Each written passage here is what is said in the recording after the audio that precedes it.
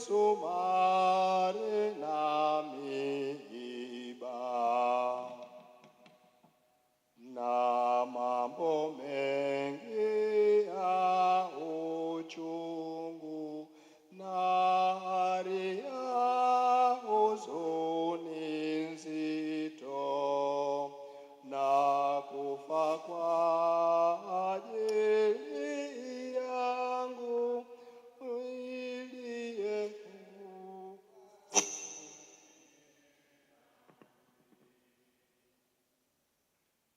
kwa nini Bwana Yesu Kristo nilikupenda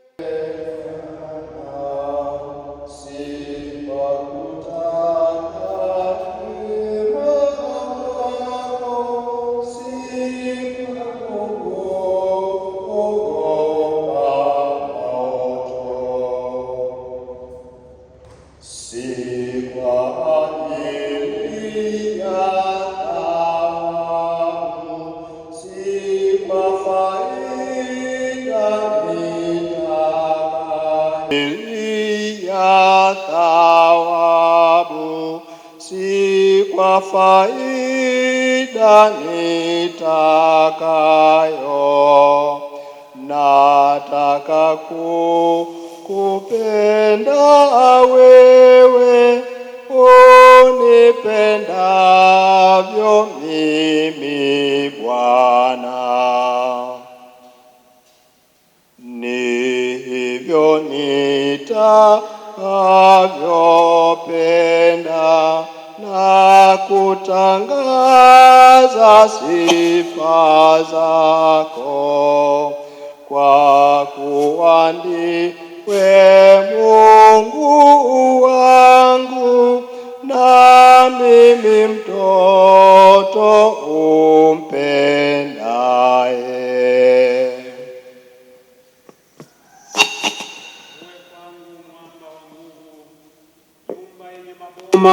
Ya kuniokoa, ndiwe genge langu na ngome yangu. Kwa ajili ya jina lako niongoze, unichunge.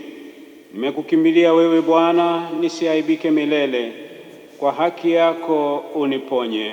Utukufu na Baba na Mwana na Roho Mtakatifu,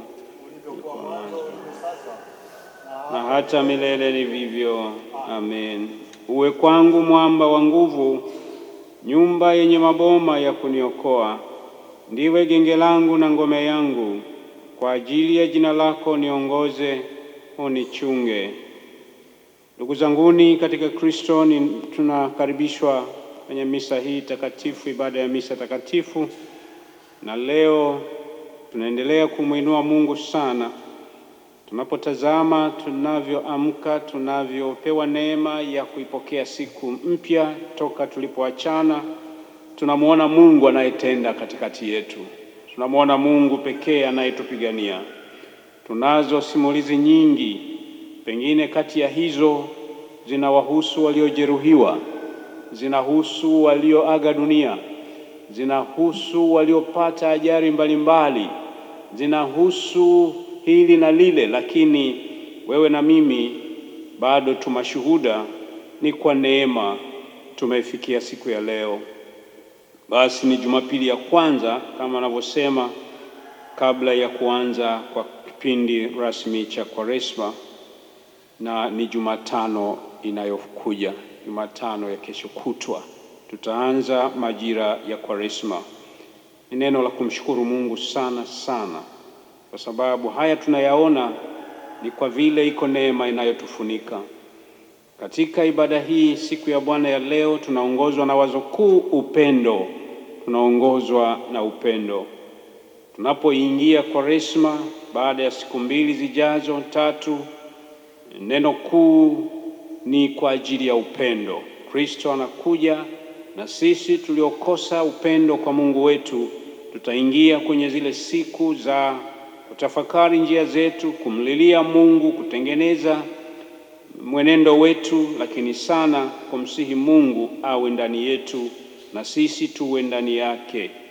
Tuombe sana neno hili la upendo kati yetu na familia zetu, upendo katika nyumba zetu, upendo katika jamii, majirani, upendo kwa Mungu wetu ndio hasa kifungo kinachotushikamanisha na uumbaji wa Mungu na kusudi la Mungu duniani. Tumwombe Mungu neno hili likazidi kustawi ndani yetu, likazidi kutuongoza, likazidi hata kujenga mahusiano mema, yale ambayo msingi wake ndiye huyu Kristo. Kwa ajili ya upendo alikuja kwetu na sasa tuko naye kwa jinsi ya rohoni pia. Tuanze ibada hii ya misa takatifu kwa jina la Baba na Mwana na Roho Mtakatifu. Bwana wetu Yesu Kristo alisema, sikia Israeli, Bwana Mungu wetu ni Bwana mmoja. Nawe mpende Bwana Mungu wako kwa moyo wako wote na kwa roho yako yote na kwa akili zako zote na kwa nguvu zako zote.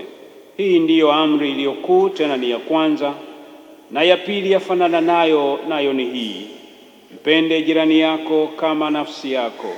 Hakuna amri nyingine iliyokuu kuliko hizi. Katika amri hizi mbili hutegemea Torati yote na manabii. Bwana uturehemu. Kristo uturehemu. Bwana uturehemu. Msaada wetu ni katika jina la Bwana. Wapendwa katika Bwana, sasa tumuungamie Mungu dhambi zetu kwa moyo mnyenyekevu, moyo uliotubu na kutii, ili tupate kusamehewa kwa wema na rehema zake zisizo na kikomo. Naweka dhambi zangu Mwokozi juu yako, uzichukue zote ukaniweke huru. E Bwana, unioshe hatia zangu zote katika damu yako, mawa yasibaki. Mwenyezi Mungu Baba wa mbinguni, twaungama kwamba tumekutenda dhambi wewe na jirani zetu kwa mawazo na maneno na matendo, na kwa kutotimiza yatupasayo. Twasikitika sana, twatubu. Kwa njia yake Yesu Kristo utusamehe na kutusafisha kwa Roho wako Mtakatifu, ili tuweze kutumikia katika upya wa maisha kwa utukufu wa jina lako. Amen. Mwenyezi Mungu anayewasamehe wote watubuo kwa kweli, aturehemu, atusamehe dhambi zetu zote, atutie nguvu, atuimarishe katika wema wote, atufikishe kwenye uzima wa milele kwa Yesu Kristo Bwana wetu. Tusimame kanisa. Utukufu una Mungu juu mbinguni, amani duniani kwa watu waliowaridhia. Twakusifu, twakuhimidi, twakuabudu, twakutukuza, twakushukuru kwa ajili ya utukufu wako mkuu, Bwana Mungu, mfalme wa mbinguni, Mungu Baba mwenyezi. E Bwana, mwana pekee Yesu Kristo, Bwana Mungu, mwana kondoo wa Mungu, mwana wa Baba, uichukuaye dhambi ya ulimwengu, uturehemu. Uichukuaye dhambi ya ulimwengu, ukubali kuomba kwetu. Uketie mkono wa kuume wa Mungu Baba, uturehemu. Kwa kuwa ndiwe peke yako mtakatifu, ndiwe peke yako Bwana, ndiwe peke yako uliye juu, Yesu Kristo, pamoja na Roho Mtakatifu, katika utukufu wa Mungu Baba. Amen. Bwana akae nanyi. Tuombe. E Bwana, umetufundisha kuwa matendo yetu yote pasipo upendo hayafai. Umpeleke Roho wako Mtakatifu, tunakusihi, atumiminie mioyoni upendo huo, karama yako iliyo bora, kifungo cha amani na mambo mema yote. Hata kila mtu asiokuwa nao, ajapokuwa yu hai, machoni pako amekufa. Kwa Bwana wetu Yesu Kristo mwana wako, aishie na kumiliki pamoja nawe katika umoja wake yeye huyo Roho Mtakatifu, Mungu daima milele na milele. Tuketi kwa somo.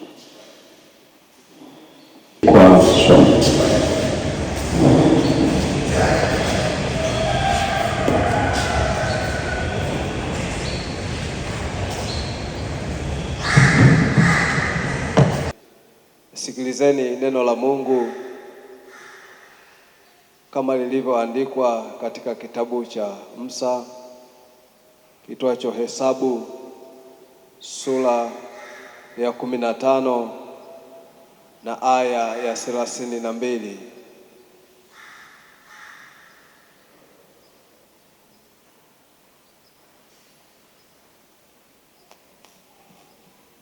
Kisha wakati huo wana wa Israeli walipokuwako jangwani, wakamwona mtu mmoja akikusanya kuni siku ya Sabato. Hao waliomwona akikusanya kuni wakamleta kwa Musa na Haruni na kwa mkutano wote, nao wakamweka kifungoni, maana lilikuwa halijasemwa atakalotendwa. Bwana akamwambia Musa, mtu huyo lazima atauawa. Mkutano wote watampiga kwa mawe huko nje ya malango. Basi mkutano wote wakampeleka nje ya malango, nao wakampiga kwa mawe akafa, kama Bwana alivyomwagiza Musa. Hili ndilo neno la Mungu. Waraka wa kwanza wa Yohana, kwa sura ile ya 4. Waraka wa kwanza wa Yohana sura ya 4 na mstari ule wa 7.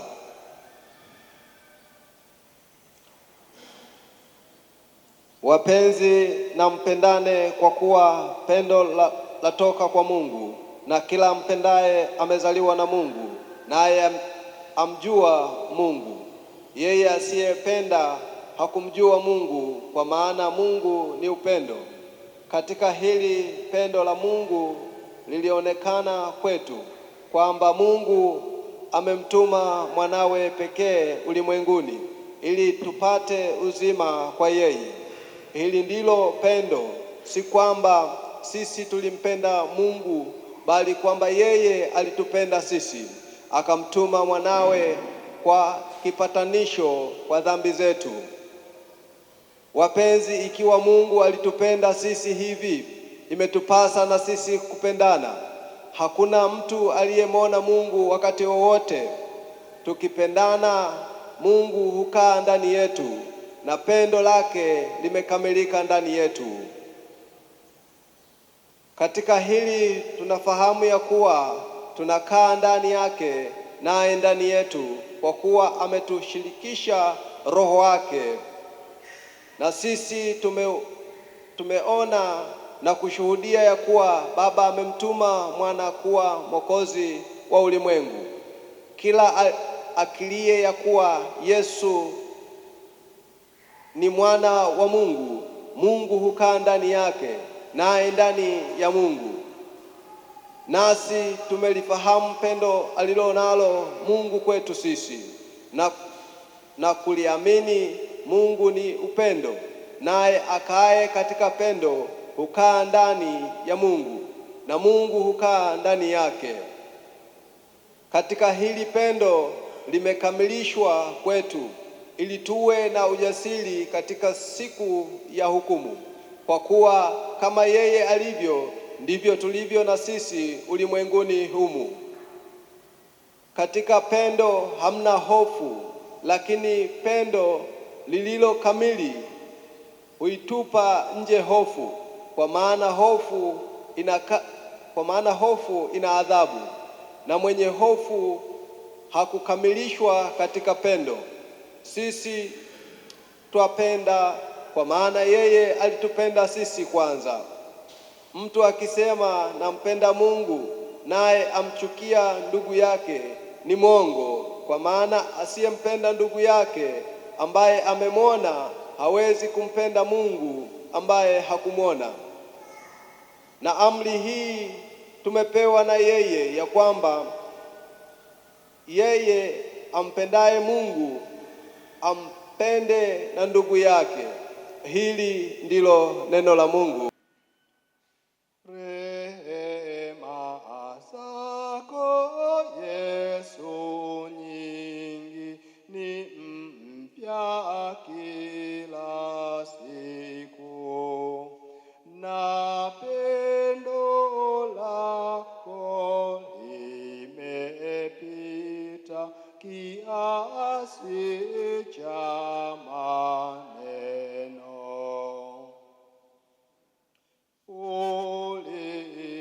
Ulimwaga damu yako kwa pendo hilo kwanza, kwa pendo hilo watu wako waona Mungu sasa.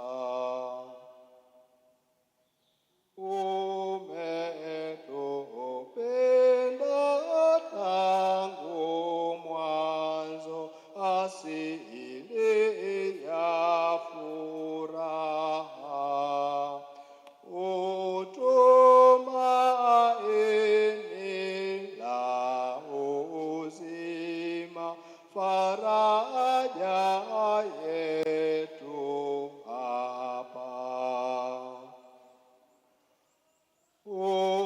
Utupe Bwana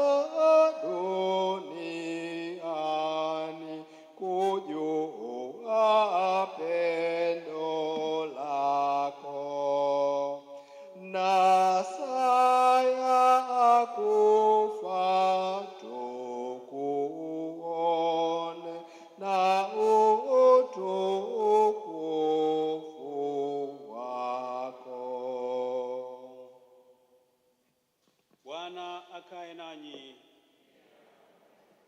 Sikilizeni neno la Mungu, sehemu ya Injili takatifu kama alivyoiandika Yohana Mtakatifu, sura ya 15 kuanzia aya ya kwanza. Injili takatifu kama alivyoiandika Yohana Mtakatifu, sura ya 15 kuanzia aya ya kwanza. Mimi ndimi mzabibu wa kweli, na Baba yangu ndiye mkulima.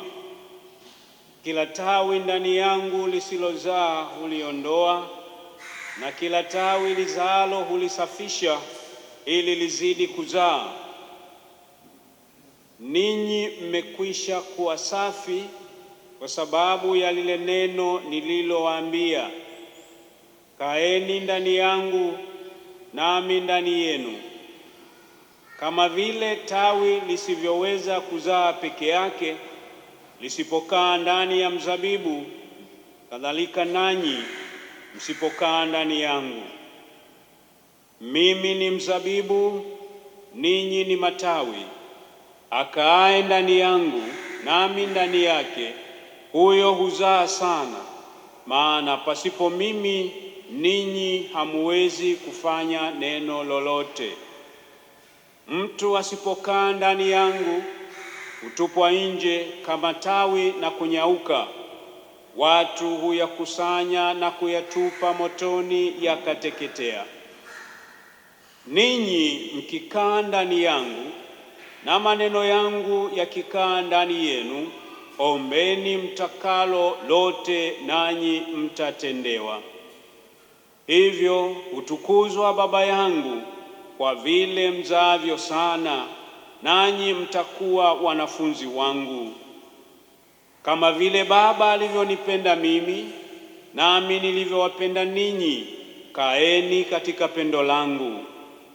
Mkizishika amri zangu, mtakaa katika pendo langu, kama vile mimi nilivyozishika amri za Baba yangu na kukaa katika pendo lake. Hayo nimewaambia ili furaha yangu iwe ndani yenu na furaha yenu itimizwe. Amri yangu ndiyo hii, mpendane kama nilivyowapenda ninyi. Hakuna aliye na upendo mwingi kuliko huu wa mtu kutoa uhai wake kwa ajili ya rafiki zake. Ninyi mmekuwa rafiki zangu mkitenda niwaamuruyo. Siwaiti tena watumwa, kwa maana mtumwa hajui atendalo bwana wake, lakini ninyi nimewaita rafiki, kwa kuwa yote niliyoyasikia kwa Baba yangu nimewaarifu.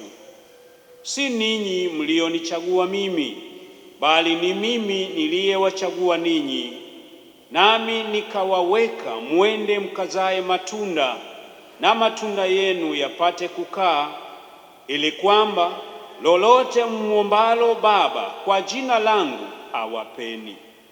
Haya nawaamuru ninyi, mpate kupendana.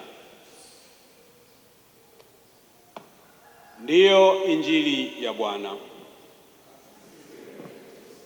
Bwana, neno lako ni rubani yetu, alikubaliye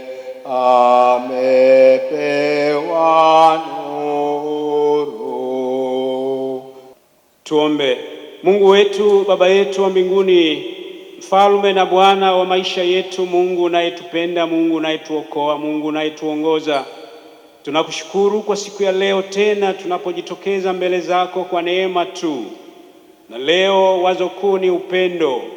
Uko Mungu uliyetupenda, uko Mungu unayetupenda, na uko Mungu unayeishi ndani yetu, unayetenda ndani yetu. Kila mmoja wetu ameonja furaha hii ya kutembea nawe, furaha ya kuambatana nawe. Na wakati huu Bwana, inapohusika upendo, kaseme na kila mmoja wetu, kaseme na kila mmoja wetu na kutugusa Bwana, maana pasipo huo sisi sio sehemu ya ufalme wako. Baba, tutazame wakati huu tunapokwenda kusikia Mungu, masikio yetu ya rohoni na macho yetu ya rohoni yakafunguke, tukusikie Mungu, ukatuguse na sisi tukainuke na kuwa raia wako waaminifu tunaoishi kwa neno hili la upendo. Tunafunga kila namna ya kufisha, kila namna ya kutuondoa mikononi mwako, iwe shetani, iwe nguvu za kuzimu, iwe watu wabaya na wachawi, iwe kila pando lililo kinyume na pando lako Bwana ndani yetu, lisipate nafasi kwa kila mmoja wetu. Bwana, tawala wakati huu, kaonekane ndani yetu, ukitubariki, ukitujaza neema, na siku zote tukuone Mungu unayeambatana kwa ahadi na mawazo mema juu yetu. Katika jina la Yesu Kristo tumeomba, tumeamini na kupokea. Amen. Basi unaweza kuketi. Keti. Bwana Yesu asifiwe sana. Bwana Yesu apewe sifa. Basi turudi kwenye injili yetu tuliyoisoma hivi punde, Yohana Mtakatifu sura ya 15 kuanzia mstari ule wa kwanza. Yohana sura ya 15 mstari wa kwanza anasema, mimi ndimi mzabibu wa kweli na Baba yangu ndiye mkulima. Kila tawi ndani yangu lisilozaa huliondoa, na kila tawi lizaalo hulisafisha ili lizidi kuzaa. Ninyi mmekwisha kuwa safi kwa sababu ya lile neno nilowaambia. Kaeni ndani yangu nami ndani yenu. Kama vile tawi lisivyoweza kuzaa peke yake lisipokaa ndani ya mzabibu, kadhalika nanyi msipokaa ndani yangu. Mimi ni mzabibu, ninyi ni matawi. akaaye ndani yangu nami ndani yake, huyo huzaa sana, maana pasipo mimi ninyi hamuwezi kufanya neno lolote. Mtu asipokaa ndani yangu hutupwa nje kama tawi na kunyauka. Watu huyakusanya na kuyatupa motoni, yakateketea. Ninyi mkikaa ndani yangu na maneno yangu yakikaa ndani yenu, ombeni mtakalo lolote, mtatendewa. Hivyo utukuzwa Baba yangu kwa vile mzaavyo sana, nanyi mtakuwa wanafunzi wangu. Kama vile Baba alivyonipenda mimi, nami nilivyowapenda ninyi, kaeni katika pendo langu. Mkishika amri zangu, mtakaa katika pendo langu, kama vile mimi nilivyozishika amri za Baba yangu na kukaa katika pendo lake. Hayo nimewaambia ili furaha yangu iwe ndani yenu na furaha yenu itimizwe. Amri yangu ndiyo hii, mpendane kama nilivyowapenda ninyi. Hakuna aliye na upendo mwingi kuliko huu wa mtu kutoa uhai wake kwa ajili ya rafiki zake. Ninyi mmekuwa rafiki zangu mkitenda ni waamuruyo. Siwaiti tena watumwa, kwa maana watumwa hajui atendalo bwana wake, lakini ninyi nimewaita rafiki, kwa kuwa yote niliyoyasikia kwa Baba yangu nimewaamrifu. Si ninyi mlionichagua mimi, bali ni mimi niliyewachagua ninyi, nami nikawaweka mwende mkazae matunda, na matunda yenu yapate kukaa, ili kwamba lolote muombalo Baba kwa jina langu awapeni. Haya nawaamuru ninyi mpate kupendana. Bwana Yesu asifiwe sana. Kisa hiki cha Yohana, injili hii ya Yohana, kimeanza na mimi ndimi mzabibu wa kweli na Baba yangu ndiye mkulima. Yesu anaanza na maneno haya, mimi ndimi mzabibu wa kweli na Baba yangu ni mkulima, ndiye mkulima. Hasemi mimi ni mzabibu wa kweli na Baba yangu ndiye mkulima. Anasema mimi ndiye. Sasa huko nyuma ilikuwa inasemwa kuhusu juu ya mzabibu, na mzabibu toka mwanzo, hata taifa la Israeli halijaingia Kanaani, walikuwa wanalima zabibu. Na hata siku ile Yoshua na wenzake kina Caleb, wale wengine 12 walipokwenda, walirudi na kichana kile, walirudi na kifungu kile cha zabibu, kwamba tumetafiti, tumeona matunda ya kufaa kuwaleteeni mshawishike ni zabibu, tumeikuta hii. Walishawishika kwa sababu ya aina ya yale matunda.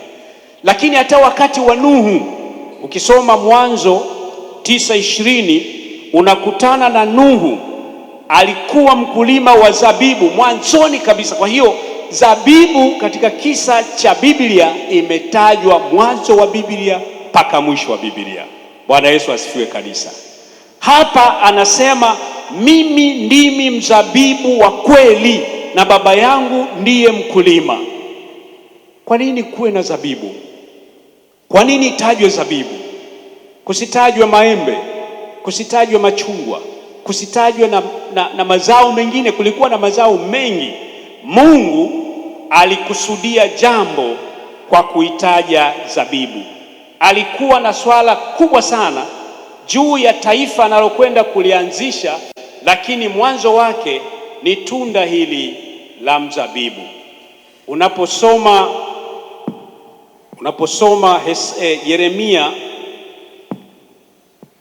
Yeremia 2 kuanzia mstari ule wa 21 na 22, anasema nami nalikuwa nimekupanda mzabibu mwema sana, mbegu nzuri kabisa. Umegeukaje basi kuwa mche usiofaa wa mzabibu mwitu machoni pangu? Maana ujapojiosha kwa magadi na kujipatia sabuni nyingi, lakini uovu wako umeandikwa mbele zangu, asema Bwana Mungu. Mungu anawageukia Israeli, anahama toka kwenye shamba la zabibu la kawaida. Na hapa Yesu anaposema mimi ndimi mzabibu wa kweli, Israeli ilipokea matunda, lakini akilini mwa Mungu sio matunda. Alikuwa anataka itaje taifa la Israeli kwamba haya matunda mnavyoyafurahia, mmeandaa mashamba na kupanda hayo matunda, shamba langu ninalopanda zabibu ni ninyi Israeli, nimewapanda. Anasema hapa, nimekupanda mzabibu mwema sana. Anamwambia taifa la Israeli. Maana yake nini? Maana yake nimekuweka ili uvutie machoni pangu, ufanane na zabibu unayoifurahia, ufanane na hayo matunda yanayokuchangamsha. Israeli ilikuwa, Mungu anaonesha anataka kufanya nini. Kuna mmoja anakuja sasa, atakuwa mzabibu wa kweli. Alifanya hili kwa taifa la Israeli, lakini likamgeuka. Kuwa Mkristo Mtakatifu Mikael ni kitu kingine. Kuwa Mkristo wa kanisa la Anglikana ni kitu kingine.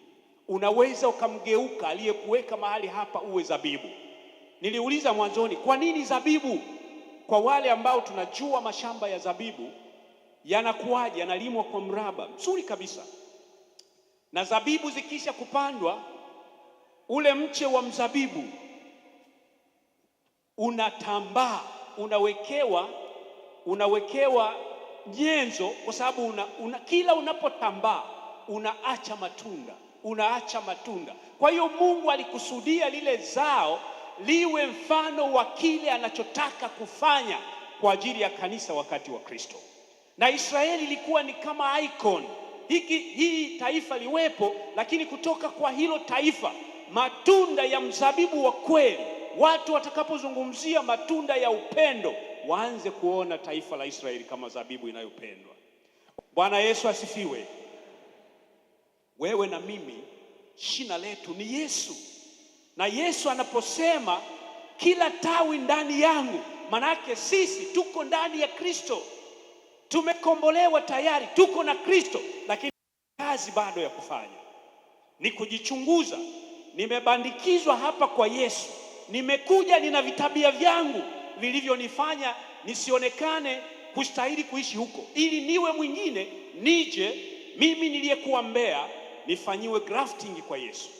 Mimi niliyekuwa mtu ambaye si wa ibada nipandikizwa hapo, nifanyiwe grafting, niwe sehemu ya virutubishi vya Yesu. Na Mungu anaposema Israeli ni mbegu yangu, nimekuweka ili uzae zabibu zipendeze, lakini umegeuka.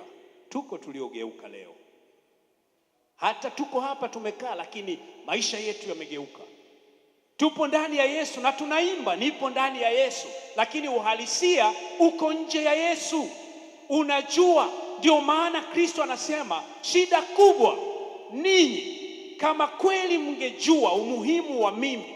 Yohana anasema hapo mwanzo kulikuwa neno, naye neno alikuwa kwa Mungu, naye neno alikuwa Mungu. Pasipo huyo neno hakuna chochote ambacho kingefanyika. Bwana Yesu asifiwe sana. Na hapa anasema kwamba kama mngejua hii grafting mliofanyiwa, kwamba mmewekwa kwangu mimi, mko ndani yangu, virutubishi vyote vya maisha yenu vinapatikana kwa kufanyiwa upandikizwaji kwangu mimi. Na mimi ni neno, kwa sababu neno ndiye Mungu katika uumbaji. Kweli inatuharibu, lakini ukikaa ndani ya Yesu na maneno yake yakakaa ndani yako, Baba ataona kazi njema ya shamba hili la mzabibu, ambao sifa ya mzabibu ni kuzaa, na watu unaowaendea wananufaika na yale matunda. Watu wanaohitaji huruma waione huruma kwako. Watu wanaohitaji upendo wasijiulize tutapata wapi. Watu wanaohitaji kuchukuliana waone mtu wa Mungu anachukuliana na wao. Watu wanaohitaji thamani waone wanapata thamani kutoka kwako. Watu wanaotaka kujua Mungu ana tabia gani wakuone wewe mtu wa Mungu, watajua Mungu ana tabia hii. Mungu akubariki na Mungu akuwezeshe na Mungu azidi kutembea na wewe, lakini awe ndani yako na mimi ndani yangu. Kwa jina la Baba na Mwana na Roho Mtakatifu. Amen. Mungu akubariki sana. Amen. Kanisa, tusimame. Simame wakati wa kukiri imani. Tuamwamini Mungu mmoja, Baba Mwenyezi, muumba mbingu na nchi na vitu vyote vinavyoonekana na visivyoonekana, na Bwana mmoja Yesu Kristo, mwana pekee wa Mungu, mwana wa azali wa Baba, yu Mungu kutoka katika Mungu, yu nuru kutoka katika nuru, yu Mungu kweli kutoka katika Mungu kweli, mwana wa azali asiyeumbwa, mwenye uungu mmoja na Baba. Kwa yeye huyu vitu vyote viliumbwa, aliyeshuka kutoka mbinguni kwa ajili yetu wanadamu na kwa wokovu wetu, akatwaa mwili kwa uweza wa Roho Mtakatifu katika Bikira Mariamu, akawa mwanadamu, akasulubiwa kwa ajili yetu zamani za Pontio Pilato, aliteswa, akazikwa, siku ya tatu akafufuka kama yanenavyo maandiko matakatifu, akapaa mbinguni, ameketi mkono wa kuume wa Baba, naye atakuja tena kwa utukufu kuwahukumu watu walio hai na wafu, na ufalme wake hauna mwisho. Twamwamini Roho Mtakatifu, Bwana mtoa uzima, atokaye katika Baba na Mwana, anayeabudiwa na kutukuzwa pamoja na Baba na Mwana, aliyenena kwa vinywa vya manabii. Twaamini kanisa moja takatifu, katholiko na apostoliko. Twakiri ubatizo mmoja wa kuondolea dhambi. Twatazamia kufufuliwa kwa wafu na uzima wa ulimwengu ujao.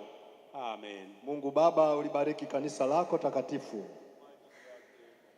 Wajalie Wakristo wote umoja na amani. Kwa ajili yake Bwana Yesu. Mbariki rais wetu na wenye mamlaka chini yake. Kwa ajili yake Bwana Yesu. Mbariki askofu wetu na wakuu wote wa kanisa. Kwa ajili yake Bwana Yesu. Wabariki mapadre wote na walimu wetu. Kwa ajili yake Bwana Yesu. Wajalie Wakristo wote wazidi kukupenda. Kwa ajili yake Bwana Yesu. Wafariji wenye shida na taabu. Kwa ajili yake Bwana Yesu. Uwaponye wagonjwa wetu. Kwa ajili yake Bwana Yesu. Wajalie waliokosa walete toba. Kwa ajili yake Bwana Yesu. Utubariki sisi na kazi zetu zote. Kwa ajili yake Bwana Yesu. Uwabariki wote unaowaitia huduma yako.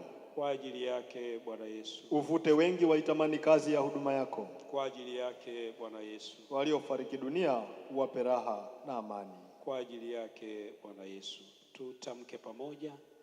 Tujalie hayo Bwana, kwa ajili yake Yesu Kristo, mpatanishi na mwombezi wetu. Amen. Bwana akae nanyi. Futorio. Wewe Bwana umehimidiwa, unifundishe amri zako. Kwa midomo yangu nimezisimulia hukumu zote za kinywa chako. Karibu. Bwana akae nanyi. Tuombe. Bwana, tunakuomba sadaka hii yetu itusafishe na dhambi zetu, ikatutakase moyo na mwili, ili tustahili kuihudhuria misa hii takatifu kwa Bwana wetu Yesu Kristo mwana wako, aishie na kumiliki pamoja nawe katika umoja wa Roho Mtakatifu, Mungu daima milele na milele. Bwana, ukuu, nguvu, heshima na utukufu ni vyako. Vitu vyote hutoka kwako na kwako tunakurudishia. Tunakuomba uzipokee na ubariki sadaka hizi na watu wako waliokutolea, kwa Yesu Kristo Bwana wetu. Amen. Amani ya Bwana ikae nanyi daima. Pia na roho yako. Pungiane mikono ya mkio la amani. Mungu ni pendo, apenda watu. Mungu ni pendo, anipenda. Mungu ni pendo, Mungu ni pendo, apenda watu. Mungu ni pendo, anipenda. Sikilizeni furaha yangu, Mungu ni pendo, apenda watu.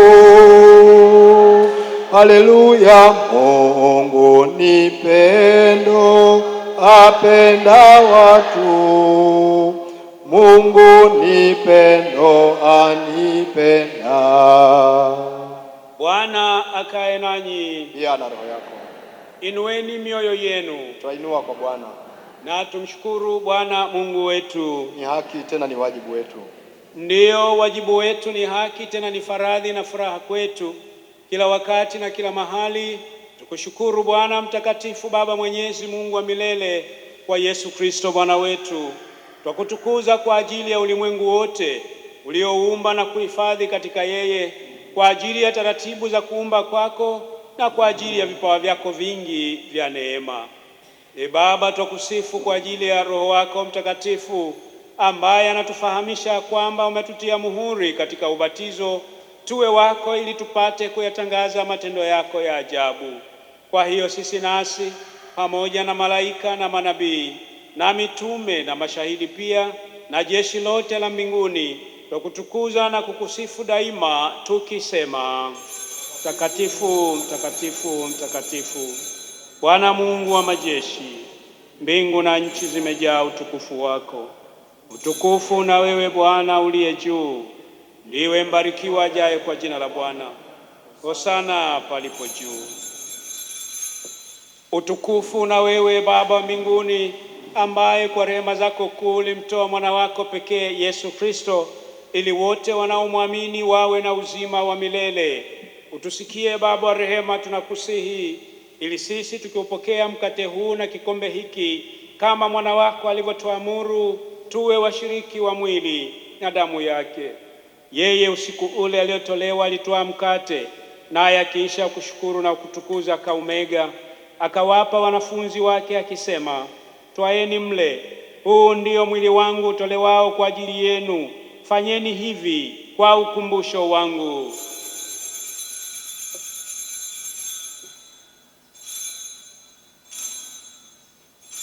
Na vivi hivi baada ya kula akakitwaa kikombe, kabariki, akashukuru, akawapa wanafunzi wake akisema: Nyweni nyote katika hiki, kwa maana hii ndiyo damu yangu ya agano jipya, imwagikayo kwa ajili yenu na kwa ajili ya wengi kwa ondoleo la dhambi.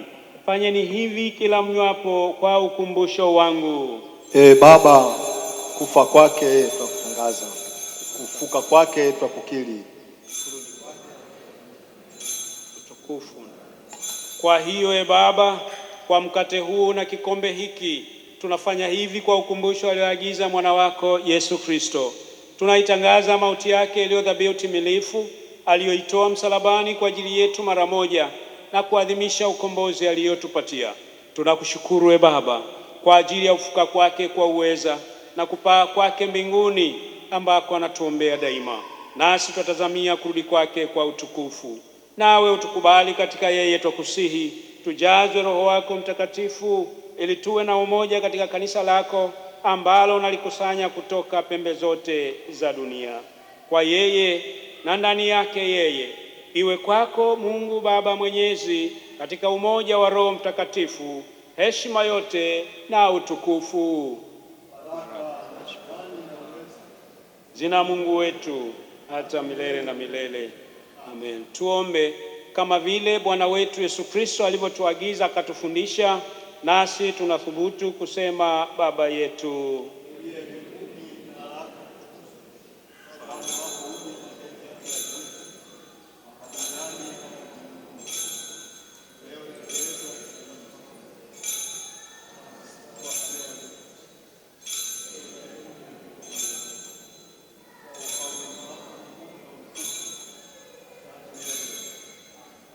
Mwana kondoo wa Mungu,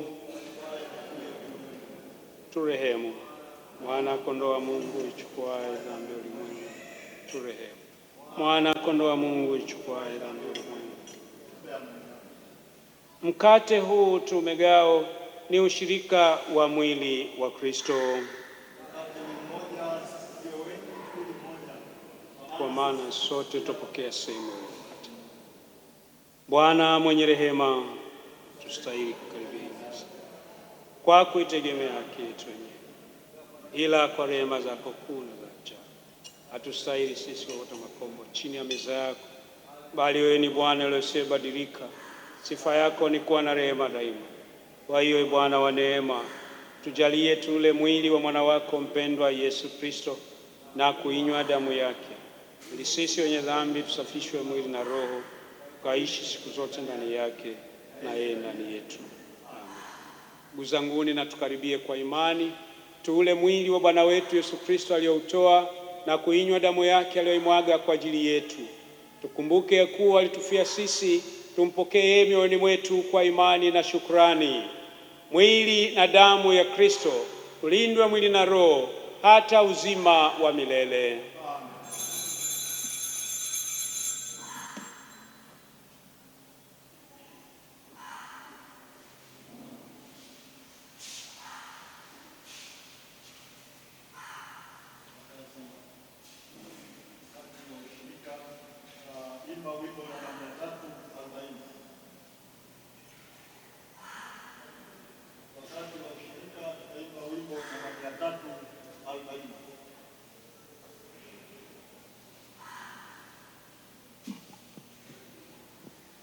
Wimbo namba 340.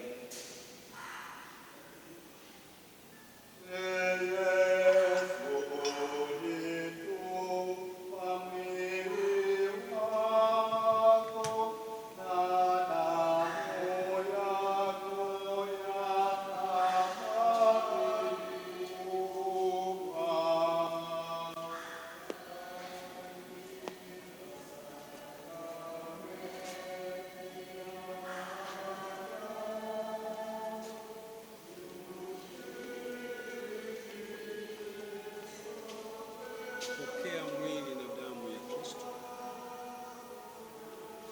Pokea mwili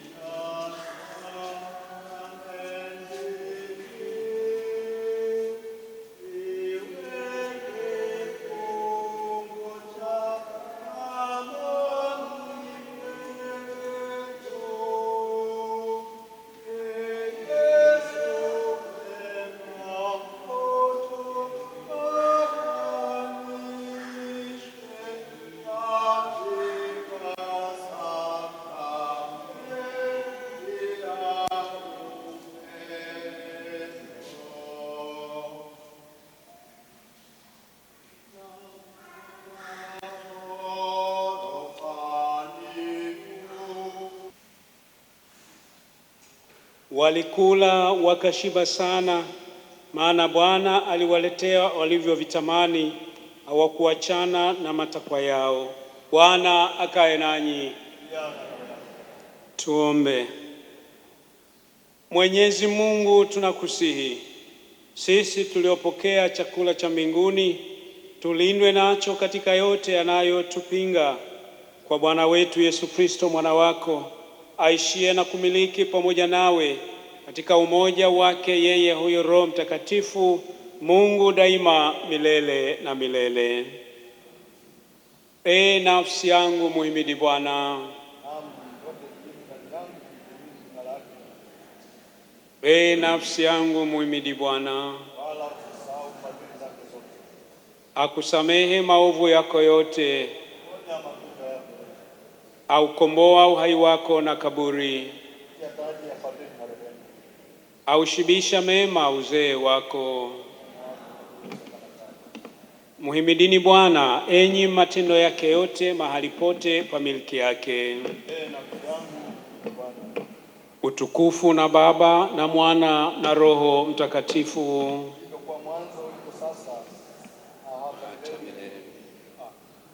Mwenyezi Mungu, nakushukuru kwa kuwa umetulisha mwili wa mwana wako Yesu Kristo na damu yake. Katika yeye twakutolea nafsi zetu, roho zetu na miili yetu. Ututume kwa nguvu za Roho Mtakatifu tuishi na kufanya kazi kwa sifa na utukufu wako. Amen. Bwana akae nanyi.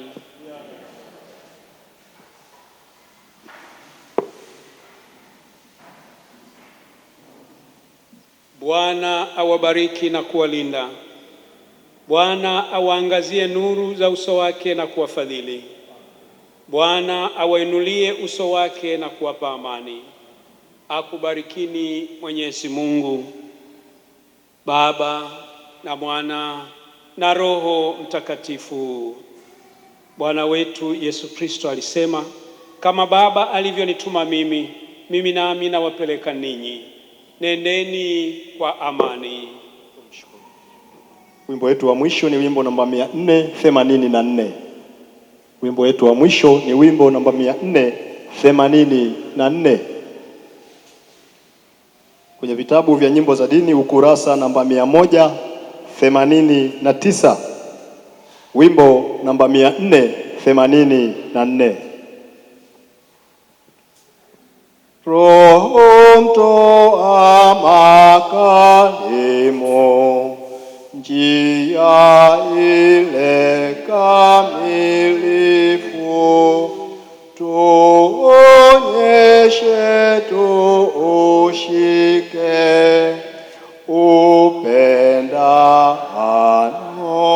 upendano. Ni upole na adabu, haushiki mambo yake, usamehe, usubiri, upendano. Haupendi ovu kamwe, unapenda sana kweli, uamini, utumai, upendano.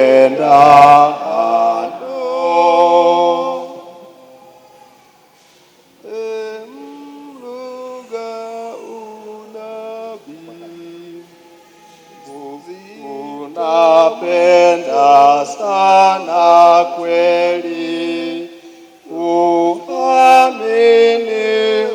utumai, upendano.